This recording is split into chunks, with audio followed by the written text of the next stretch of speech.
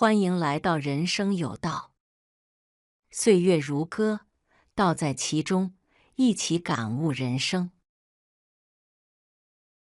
人生在世，人与人的交往如潮起潮落，有些人相遇后能相知相守，有些人却在某个时间点渐行渐远。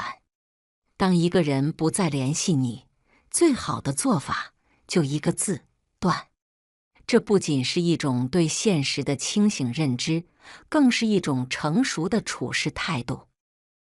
断执念，放下不必要的纠缠。有句话说，缘分本是天意，珍惜方得长久。人与人之间的交往，若是相互吸引，关系自然会水到渠成；若是强求，则只会让彼此更加疲惫。很多人执着于维系一段关系，即使对方已经疏远，仍然一厢情愿地期待回应。殊不知，这种执念最终只会伤害自己。《红楼梦》中的林黛玉深爱贾宝玉，可当她发现薛宝钗才是贾府认可的妻子人选时，她心如死灰，选择了绝望与离世。现实中，若我们能更早看清人与人之间的缘分，便不会在一厢情愿中耗费自己的精力。正如三毛所说，不要因为一片云，就指着天空说没有太阳。一个人不再联系你，或许只是缘分走到了尽头，与其苦苦纠缠，不如坦然接受。断消耗，远离对自己无益的人。人与人的交往，本应是彼此滋养，而不是单方面的索取。有些人不再联系你，可能是因为他们已经不再需要你，或者你的价值对他们而言不复存在。这种情况下，你要学会断掉这种消耗，避免自己成为一段无意义关系的供养者。曾国藩在年轻时极其重视朋友情谊，他对朋友倾囊相授，仗义相助。可后来他发现，许多所谓的朋友只是把他当作攀附的对象，而非真正的知己。于是他果断减少了许多无用的社交，把时间和精力投入到真正值得的人和事业上，最终成就了自己。俗话说，与凤凰同飞，必是俊鸟；与虎狼同行，必是猛兽。一个人的圈子，往往决定了他的高度。放弃那些消耗你的人，才能让你腾出空间去接触更高层次的人。断依赖，学会独处，做自己的摆渡人。很多人害怕独处，总觉得如果一个人不再联系自己，就意味着自己被抛弃了。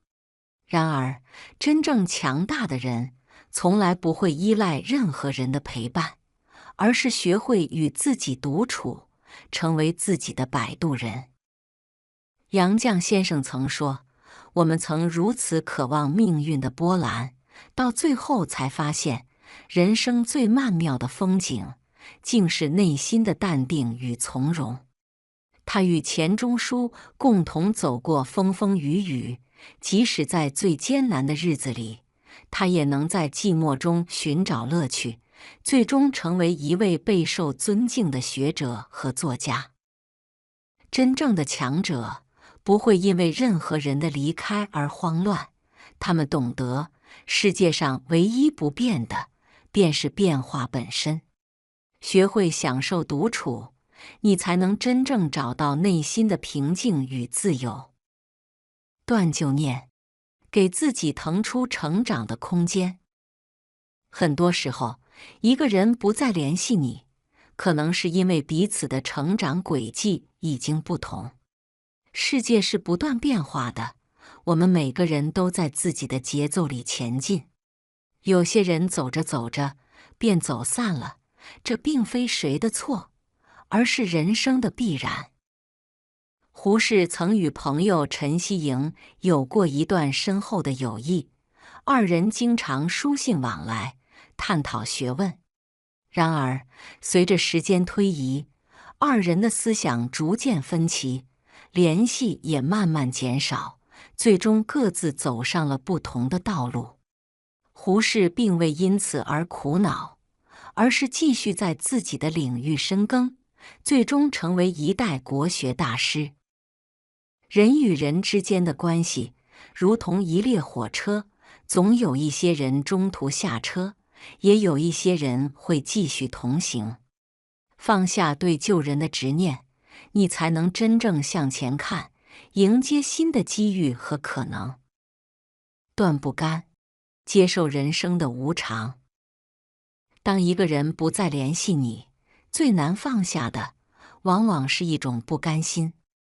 你会想知道，是不是自己哪里做错了？是不是对方误会了什么？你会想尽办法去弥补，去解释，可最终发现，对方早已不在意。庄子有言：相濡以沫，不如相忘于江湖。有时候，最好的释怀方式，就是彻底放下，让一切归零。毕竟，人生如梦，聚散无常，所有的遗憾都会在时间的长河中被冲淡。正如村上春树所说，不必讨好所有人，正如不必铭记所有昨日。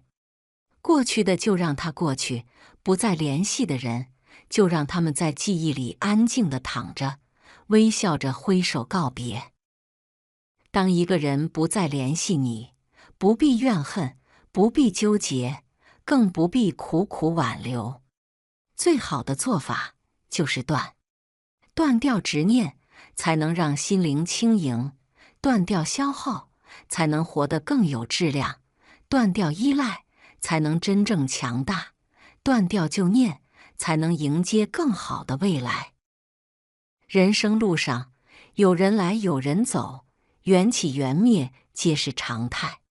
学会放下，学会断舍离，你才能在人生的旅途中活得更从容、更洒脱。